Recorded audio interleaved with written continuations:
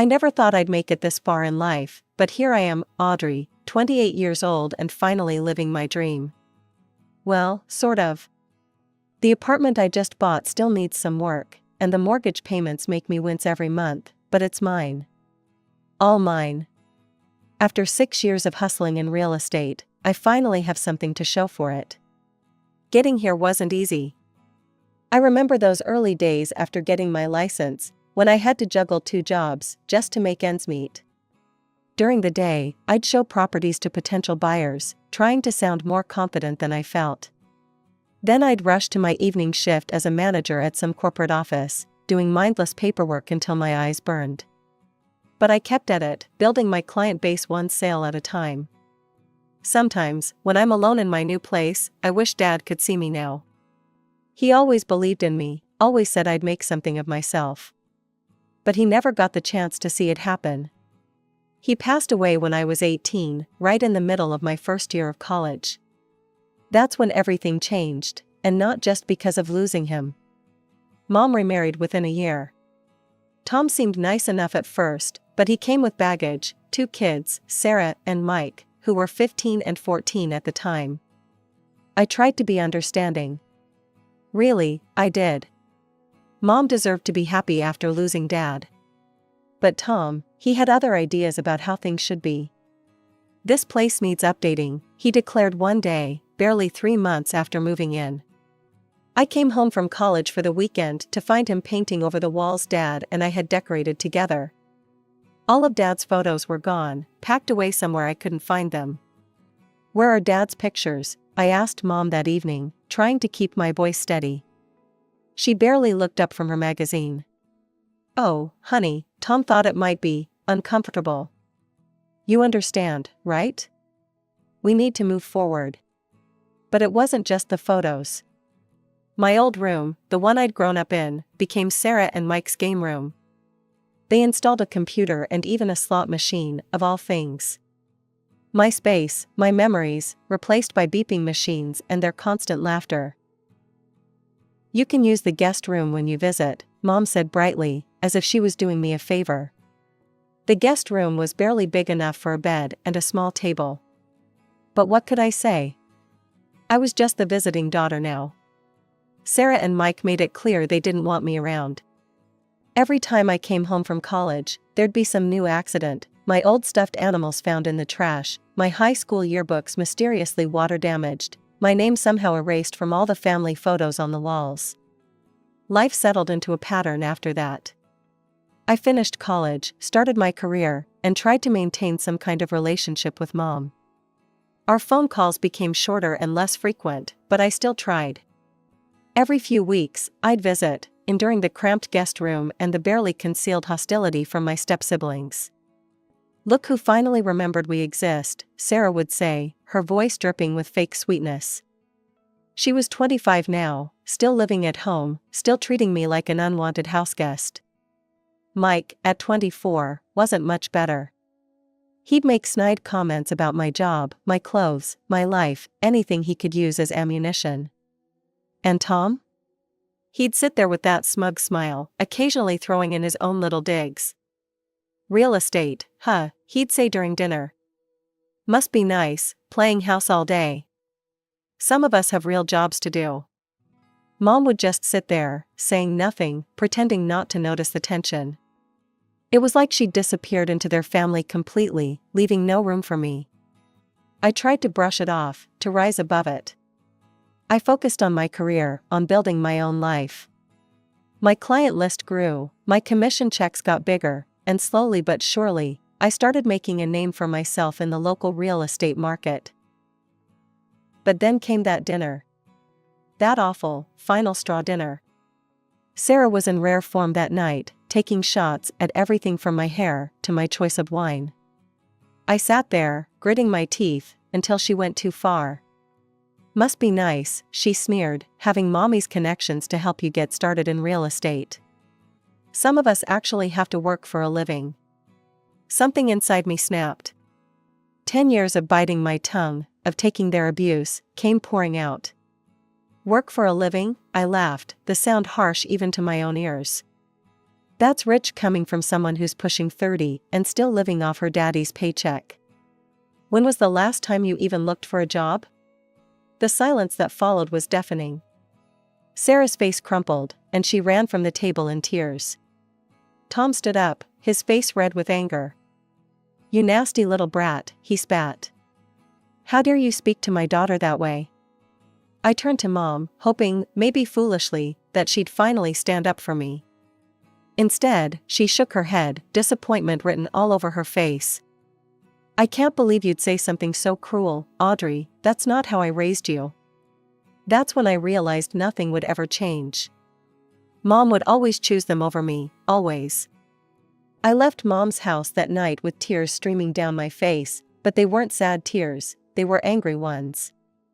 For the first time in my life, I felt completely done. No more trying to please everyone.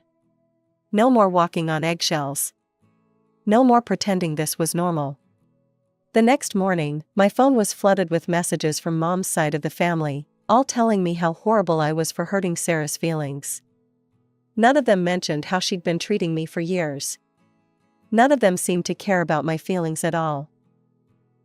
"You've really done it this time," Mom texted. "I don't know what's gotten into you, but until you apologize to Sarah and Tom, I think it's best if you don't come around." I stared at that message for a long time before typing out my response, "Don't worry, I won't." The weeks that followed were surprisingly peaceful.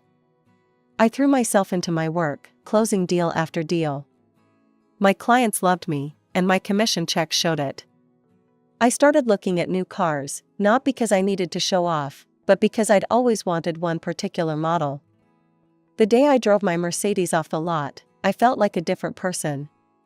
More confident. More successful, more me. I couldn't resist taking a few photos and posting them online. The likes and comments poured in, but I wasn't prepared for what happened next. My phone rang, Mom's name flashed on the screen. After 3 months of silence, she was suddenly calling me.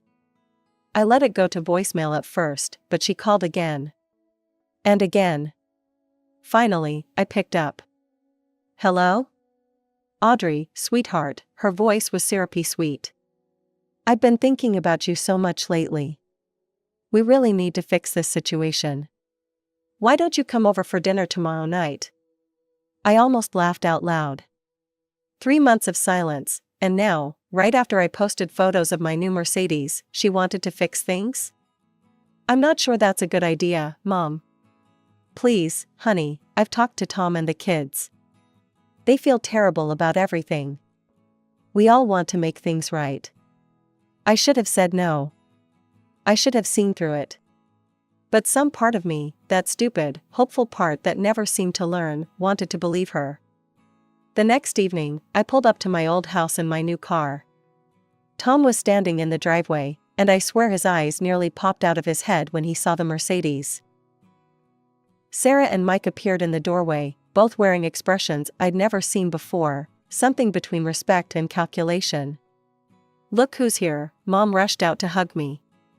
"Oh, sweetheart, we've missed you so much." The dinner was surreal.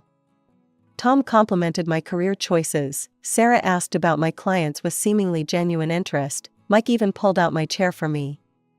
I felt like I'd stepped into some parallel universe where they actually liked me. Between courses, Mom pulled me aside in the kitchen. "I had a long talk with them," she whispered, squeezing my arm. "They realize how wrong they've been. They want to start fresh." I wanted to believe her, God, how I wanted to believe her. And for a while, it seemed real. I started visiting more often. The cruel jokes stopped. The snide comments disappeared. They were all suddenly interested in my life, my work, my success. But then I started noticing patterns. Every visit, without fail, the conversation would turn to their living situation. It started subtly at first. "This old house just isn't what it used to be," Tom would sigh, glancing meaningfully at me. "The roof leaked again last week," Mom would add. "And the heating bills are getting ridiculous." Sarah and Mike would chime in with their own complaints: not enough bathrooms, too little storage space, outdated everything. Each time, they'd look at me expectantly, waiting for something. I tried to change the subject whenever this happened, but they grew more persistent. One evening, as I was leaving, Mom followed me to my car. "You know, sweetie," she said, running her hand along the Mercedes hood, "you're doing so well now. It must be wonderful to have such a comfortable life." The way she emphasized comfortable made my skin crawl. I was starting to understand why they'd suddenly become so nice to me, but I pushed the thought away. They were family, after all, maybe they really had changed. Then Mom dropped the bomb about her upcoming 55th birthday. She mentioned it casually over coffee, but there was nothing casual about the way everyone stared at me. "It's quite a milestone," she said. "I've been thinking about how to celebrate it properly." I took the bait. "Don't worry about planning anything, Mom, I'll take care of everything." The look that passed between her and Tom should have warned me. The way Sarah and Mike suddenly became extremely interested in their phones should have set off alarm bells. But I was still trying so hard to believe in this new version of our family that I ignored all the signs. I decided to go all out, a party at my friend Rachel's upscale restaurant in the city center, followed by a surprise trip to Hawaii for the whole family. The thought of paying for Tom, Sarah, and Mike to vacation made me queasy, but I told myself it was worth it to make Mom happy. Planning Mom's birthday celebration became my top priority. I called Rachel right away. "I want everything to be perfect," I told her. "Money's not an issue." Rachel's excitement was contagious. "Leave it to me, honey. I'll give you my friends and family discount, but trust me, this will be an event to remember." If only she knew how right she would be. When Mom sent me her guest list, my heart sank a little. Out of 30 people, 25 were Tom's relatives. I scrolled through the names, looking for familiar ones from Dad's side of the family. Aunt Susan, who used to babysit me. Not there. Uncle Jack, who taught me to ride a bike. Missing. Cousin Emma, who was like a sister to me growing up. Nowhere to be found. I added them to the list without telling Mom. They deserved to be there, even if she had forgotten about them. When I called Aunt Susan to invite her, she went quiet for a moment. "Are you sure, sweetie?" she asked. "Last time I saw your mother, she made it pretty clear we weren't welcome anymore." "I'm sure," I said firmly, "you're my family too." The next week, I went to Mom's house to discuss the party details.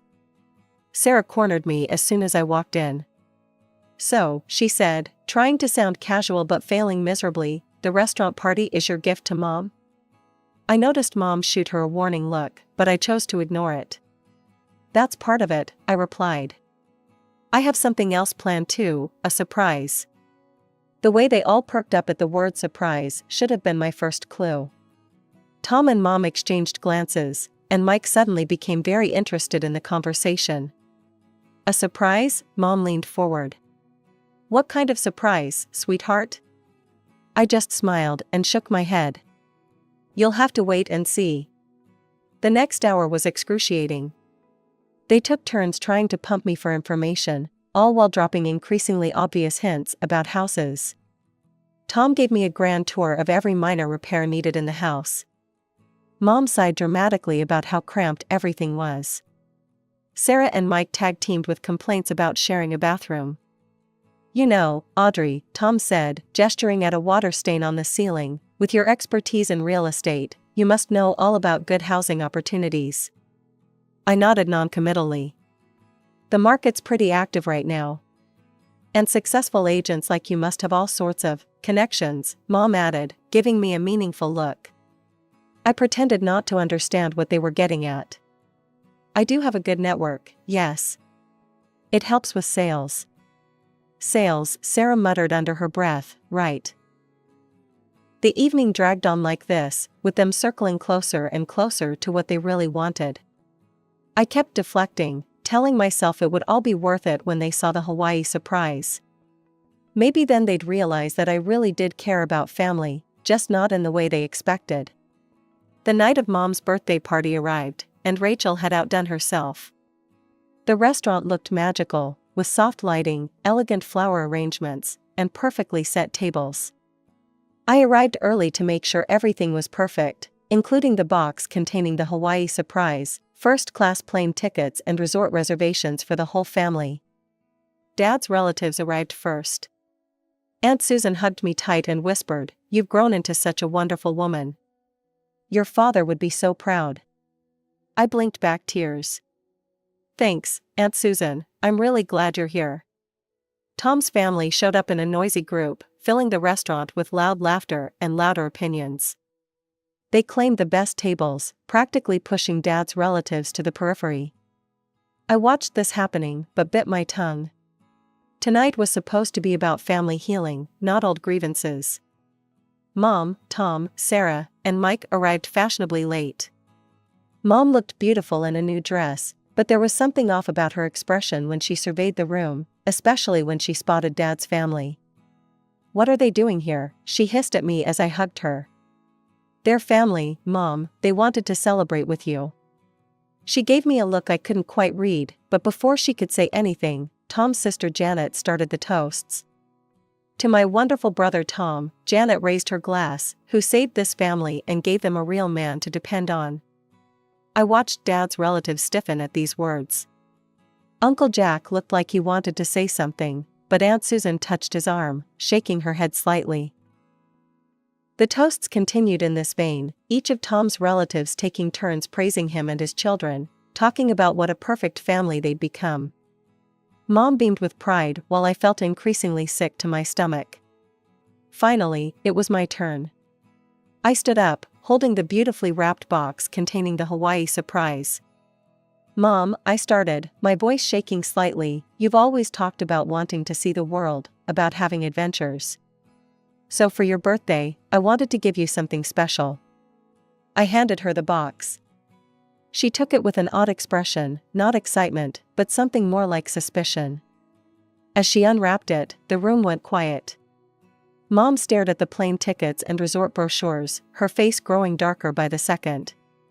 "What is this supposed to be?" It's a family vacation," I explained, confused by her reaction.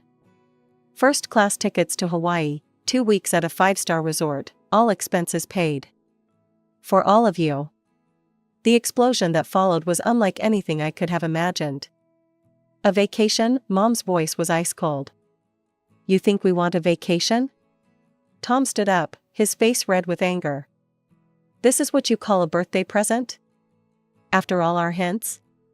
"Hints," I repeated, although I was starting to understand with horrible clarity. Sarah jumped up next. "We've been telling you for months what Mom really wanted. A house. She wanted a house, you stupid, selfish witch." The restaurant went silent. Rachel, standing near the bar, looked on in horror. "A house?" I couldn't believe what I was hearing. "You expected me to buy you a house?" "We thought you understood," Mom said, her voice dripping with disappointment. "All those conversations about our living situation, how could you be so dense?" I looked around the room. Tom's relatives were nodding in agreement, while Dad's family sat in shocked silence. "I'm a real estate agent," I said slowly, trying to keep my voice steady. "I sell houses, I don't give them away for free. This trip cost me a fortune as it is." "A fortune?" Tom scoffed. "Please, we've seen your car. We know you can afford more than some cheap vacation." That's when I lost it. I turned to Rachel and said loudly, "Could you please have security escort these people out?" "You can't do this," Mom shrieked as 2 security guards approached. "It's my birthday party." I grabbed the box of tickets from her hands. "Not anymore, it's not, and you don't deserve any of it." What followed was chaos. Tom's family hurled insults as they were let out. Sarah screamed about how I'd always been jealous of their perfect family. Mike called me every name he could think of. Mom just stood there, shaking her head in disgust. After they left, the restaurant was eerily quiet. Then Uncle Jack stood up, raised his glass, and said, "I think it's time we remembered the real man of this family." To David Mitchell, a wonderful father who would have been so proud of his daughter. We spent the rest of the evening sharing stories about Dad, and for the first time in years, I felt like I was with my real family again. The 2 weeks following the birthday disaster were surprisingly peaceful. I threw myself into work, showing houses to clients and closing deals as if nothing had happened. But everything had changed. For the first time in my life, I felt truly free from the guilt, the manipulation, and the constant pressure to prove myself to people who would never accept me. My phone was suspiciously quiet. No calls from Mom, no texts from Sarah or Mike, no angry voicemails from Tom. I knew it wouldn't last, but I enjoyed the silence while it lasted. During this time, I grew closer to Dad's side of the family. Aunt Susan invited me over for Sunday dinners, just like when I was little. "You know," she said one evening, as we sat on her porch drinking tea, "your father always worried about Catherine, your mom. He said she needed people to take care of her too much. He was afraid it would hurt you someday." I stared into my tea. He was right, I just wish I'd seen it sooner. The first thing I did after the party was cancel all the Hawaii reservations. I used it to plan a different trip, a week-long Mediterranean cruise for Dad's relatives who had stayed with me that night. They tried to refuse at first, but I insisted. I was in the middle of booking their cruise when my phone rang. Mom's number flashed on the screen. I almost didn't answer, but something told me I should hear whatever she had to say. "Hello?" I kept my voice neutral. "Audrey," Mom's voice was tight, controlled. No apology, no warmth, just business. "We need to talk about what happened." I waited, but she didn't continue. "What about it?" "Well, first of all, you humiliated us in front of everyone. But we can discuss that another time. Right now, we have a more pressing issue." I could guess where this was going, but I let her continue. "Mike had an accident with the car yesterday. Nothing serious, but the repairs will be expensive. Since you're doing so well, we thought." I cut her off with a laugh. I couldn't help it. The sheer audacity was almost impressive. "Let me get this straight," I said. "You're calling me, not to apologize for what happened at your birthday, but to ask for money? Don't be dramatic, Audrey, family helps family. And speaking of help, since you canceled that Hawaii trip, you could at least give us the money you would have spent on it. It's only fair." I sat in my home office, phone pressed to my ear, listening to my mother's demands with a strange sense of clarity. Everything suddenly made sense, all the years of manipulation, the sudden kindness after seeing my success, the birthday disaster. It had never been about family. It had always been about what they could get from me. "Mom," I said quietly, cutting off her monologue about family obligations, "I did use that money. I'm sending Dad's family on a Mediterranean cruise." The silence on the other end was deafening. When she finally spoke, her voice was trembling with rage. "How dare you? Those people aren't even your real family anymore. I'm your mother, we're your family." "No," I replied, my voice steady. "You haven't been my family since the day you chose Tom and his kids over me. You stood by while they took over my childhood home, while they erased every trace of Dad, while they treated me like an unwanted guest. You watched them bully and belittle me for years, and you did nothing." "That's not true, I always loved you." "Love isn't enough, Mom. You didn't protect me. You didn't stand up for me. You let them push me out of my own family, and now you only want me around because you think I can buy you things. After everything I've done for you." "What exactly have you done for me?" I asked. "Since Dad died, what have you actually done to help me or support me?" "I put myself through college, I built my career on my own, I bought my own home. The only time you show any interest in my life is when you want something from me." She started crying then, but I'd seen this performance too many times before. "I'm your mother. You can't just abandon me." "I'm not abandoning you, Mom. I'm finally setting myself free. I don't wish you any harm, but I can't be part of your life anymore. You, Tom, Sarah, Mike, you're not my responsibility. Fix your own problems. Live your own lives. Just leave me out of it." I hung up the phone and blocked their numbers, all of them. Then I sat there for a long time, looking at the photos on my desk. There was one of Dad and me at my high school graduation, both of us grinning at the camera. Another of Aunt Susan and Uncle Jack at Christmas last year. And a new one from the night of Mom's birthday party, me surrounded by Dad's family, all of us raising our glasses in memory of him. These were my people. This was my real family. The next day, I went to work as usual. I showed houses to clients, negotiated deals, and planned the Mediterranean cruise for my family. Life went on, but it was different now. Better. Lighter. Sometimes I think about Mom and wonder if she ever understood what she lost.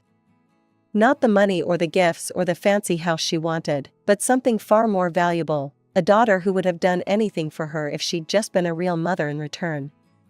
But I don't dwell on it anymore. I've learned that family isn't about blood or obligation or keeping up appearances. It's about love, support, and acceptance. It's about people who stand by you without expecting anything in return. It's about being there for each other, not because you have to, but because you want to.